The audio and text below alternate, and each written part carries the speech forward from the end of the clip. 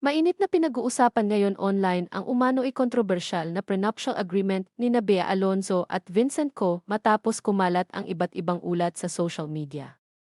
Ayon sa mga lumalabas na balita, nakatakda sana ang ingranding kasal ng dalawa sa Spain ngayong Mayo at sinasabing handa na rin umano ang ilang imbitadong bisita para sa selebrasyon. Ngunit bigla raw itong naantala, dahilan para umugong ang samut-saring espekulasyon. Isa sa mga usap-usapan ay ang umano'y mga pagbabago sa kanilang prenuptial agreement bago ang nakatakdang kasal. Kabilang sa mga kumakalat na detalye ang ilang personal at family arrangements na umano'y naging bahagi ng revised agreement.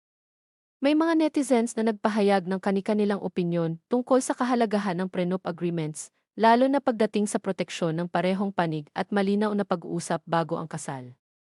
Gayunpaman, mahalagang tandaan na ang lahat ng ito ay base lamang sa mga hindi pa beripikadong ulat at social media discussions.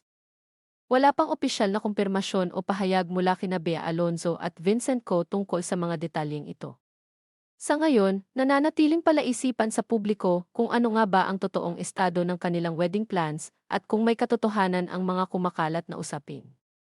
Kayo, sa tingin ninyo, gaano kahalaga ang malinaw at patas na prenup agreement bago ang kasal?